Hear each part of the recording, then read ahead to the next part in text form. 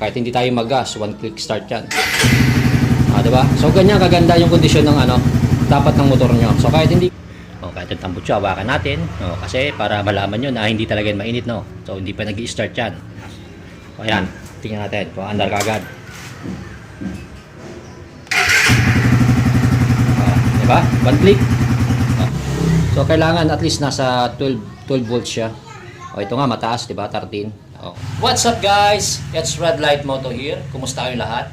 So, hard starting ba ang motor mo? So, nahihirapan kayong paandarin sa umaga? So, ito panoorin mo. Baka makatulong sa'yo. And then, bago natin simulan, huwag mong kalimutan mag-subscribe sa ating YouTube channel para updated kayo sa ating mga kalokohan. And then, thank you nga pala sa lahat ng aking subscribers. And then, alright, intro muna tayo.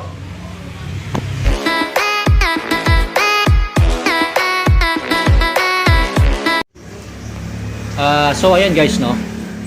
Paano ba natin malalaman kung nakatuno ba yung motor natin? Kung nasa kondisyon ba yung makina natin? Kung okay na okay ba yung kondisyon ng motor natin? So mapapansin natin yan sa umaga, no? So pag start natin, na wala pa tayong hindi pa natin pinapainit yung motor. So hindi pa yan mainit, sira. Malamig yan. Hindi pa yan mainit. Kahit yung tambutso, hawakan natin. Kasi para malaman nyo na hindi talaga yan mainit, no? So hindi pa nag-i-start yan. So malalaman natin yan.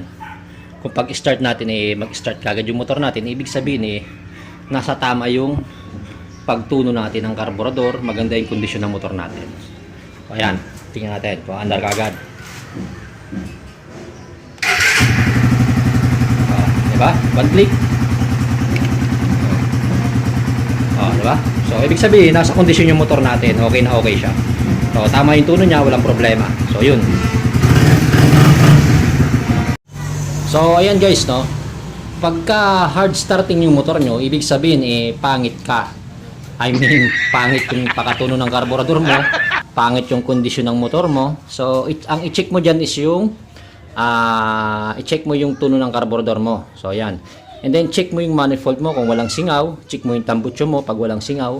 And then, yung mga wirings nyo, make sure na walang grounded. Kasi minsan, isa rin niya sa dahilan. Pagka grounded yung motor natin, hard starting. And then guys, make sure na okay yung battery nyo, no? Kasi baka minsan lubat na kayo, kaya mahirap na mag-start yung motor nyo. So makikita nyo naman yan sa voltmeter nyo pagka okay pa yung battery nyo, di ba?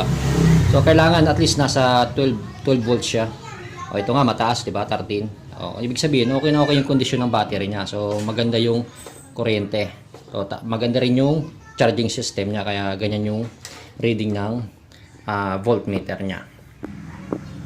Kasi guys, pag nasa tamang kondisyon yung motor mo, kampante yung isip mo na okay yung rides mo, ano? So, kita nyo naman, di ba? Kahit hindi tayo mag-gas, one click start yan. Di ba? So, ganyan kaganda yung kondisyon ng dapat ng motor nyo. So, kahit hindi kayo mag-gas, one start mo lang, ibig sabihin, maganda yung pakatuno ng karburador mo. So, saktong-sakto yan. Ibig sabihin, 100% nasa kondisyon yung motor mo. So, di ba? Kita nyo yung charging system nya, so maganda rin. So ayan, sana nakashare ako sa inyo ng konting idea, no? So check nyo lahat yung sinabi ko sa inyo. So kailangan sa umaga ganyan yung motor nyo, so one click start dapat siya. So maliban na lang siguro sa mga kargadong motor, medyo ibang na yon. So, pero pagka all stock yung motor mo at di naman masyadong loaded masyado, kailangan ganyan lang yung takbo, ganyan lang yung start ng motor mo sa umaga. Alright, thank you. Thank you for watching. Don't forget to like and share and subscribe. It's Red Light Moto here. So, thank you.